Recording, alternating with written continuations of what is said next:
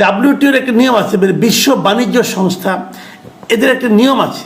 নিয়মটা হলো গিয়ে যে যদি স্থল বেষ্টিত হয় কোনো দেশ, মানে চারিদিকে যে স্থল দ্বারা বেষ্টিত হয়, সেই দেশগুলোর তার প্রতিবেশী দেশগুলো তাকে ট্রানজিট অথবা ট্রান্সশিপমেন্ট সুবিধা দিতে বাধ্য, এটা নিয়ম।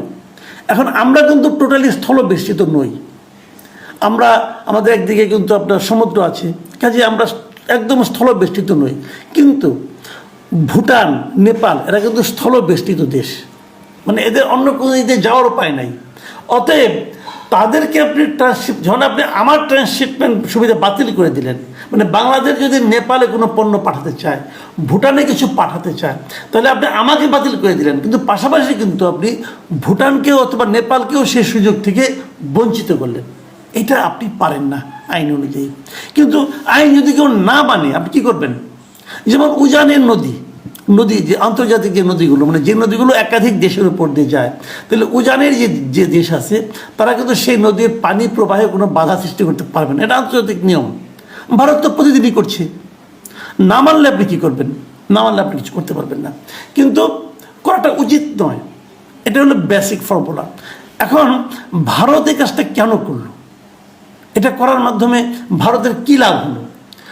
ভারতের, কারণ আমাদের ট্রান্সশিপমেন্ট হলে কিন্তু ভারতেরও লাভ আছে, কারণ ওখানে ভারতের যানবাহন ব্যবহৃত হচ্ছে, ওখানে একটা ফিও দেওয়ার ব্যাপার আছে, কাজে ভারতের কিন্তু কিছু ইনকামই হতো। কিন্তু ভারত সেই ইনকামটাকে মানে আপনার না নিয়ে ওটাকে নষ্ট হয়ে যাবে জেনেও তারা কিন্তু এরকম একটা করলো। এবং এটা করার মাধ্যমে এতটুকু অন্ততপক্ষে প্রমাণ হলো যে ভারত আমাদের সঙ্গে আর আগের মতো সুসম্পর্ক রাখতে চাচ্ছে না। ভারত অবশ্য বলছে যে তাদের যারা রপ্তানিকারক আছে তারা নাকি বলেছিল যেন আমাদের ট্রান্সশিপমেন্ট বাতিল করা হয়, মানে তারা হয়তো আমরা না গেলে, আমরা যদি ভুটানে কোনো পণ্য পাঠাতে না পারি, নেপালে কিছু পাঠাতে না পারি, তাহলে হয়তো ভারত থেকে সেগুলি যাবে এবং ভারতের ব্যবসায়ীদের লাভ হবে। এই কারণে ভারতের ব্যবসায়ীদের দিক থেকে একটা দাবি ছিল বলে বলা হয়ে থাকে। সেটা হতে পারে, কিন্তু প্রশ্নটা হলো আপনি তো বিশ্ব বাণিজ্যের একটা নিয়ম নীতি আছে, সেই নিয়ম নীতিকে লঙ্ঘন করে এই কাজটা আপনারা করতে গেলেন কেন?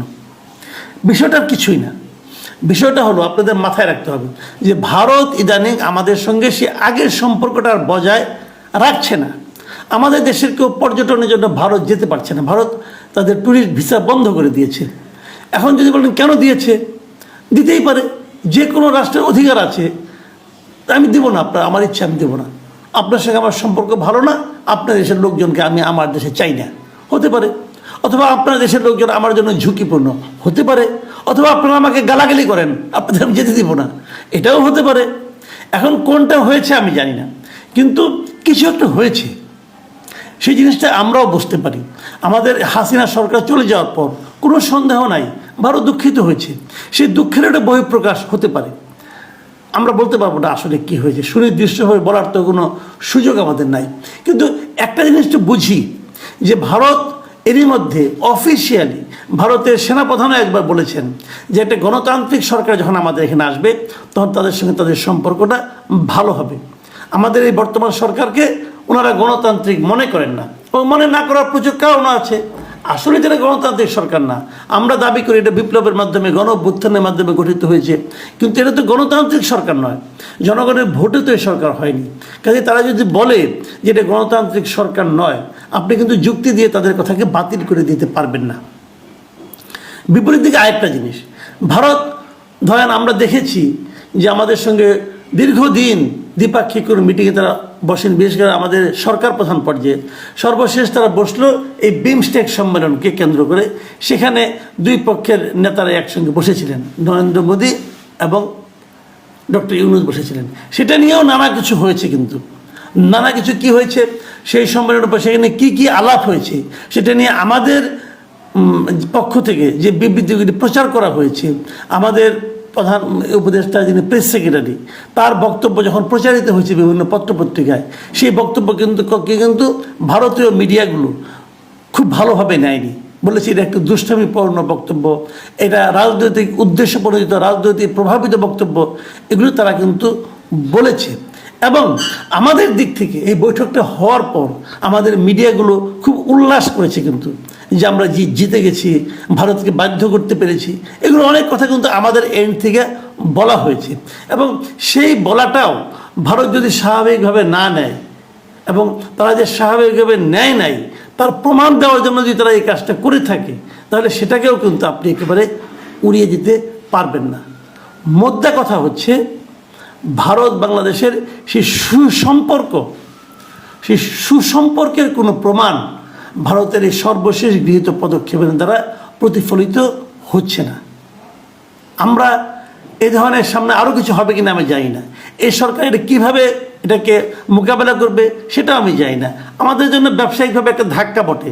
এখন কি আপনি কি তাহলে আমরাও কি তাদের সব কিছু সুযোগ সুবিধা, ট্রানজিট অথবা ট্রান্সশিপমেন্ট সব কি বন্ধ করে দেব? দিলে কি এই জেদাজেদির ফল কি আমাদের জন্য ভালো হবে, নাকি ওইটা পাল্টা চাপ দেওয়ার জন্য আমাদের দিক থেকে কোনো চাপ যতটুকু দেওয়া সম্ভব দেওয়া উচিত হবে, সেটাও আমাদের যারা নীতি নির্ধারক আছেন তারা বুঝবেন। কিন্তু আমি অন্ততপক্ষে এতটুকু বুঝতে পারি যে এই ঘটনাগুলো আমাদের দেশের বাণিজ্যের জন্য, আন্তর্জাতিক বাণিজ্যের জন্য কোনো ভালো পদক্ষেপ নয়। আমরা কিছুটা হলেও চাপে পড়ব। এমনি ট্রাম্পের এক চাপ আছে, তারপরে যদি এই চাপও আসে, আমি জানি না আমাদের ক্যারিসমেটিক গভর্নমেন্ট সেটাকে কীভাবে মোকাবেলা করবেন। কিন্তু সামনের দিনগুলিকে খুব স্মুথ মনে হচ্ছে না। প্রিয় দর্শক, এই বিষয়গুলো আপনারাও একটু খেয়াল করুন, একটু পড়াশোনা করুন এবং দেখুন যে আসলে আমাদের এখান থেকে বের হওয়ার উপায়টা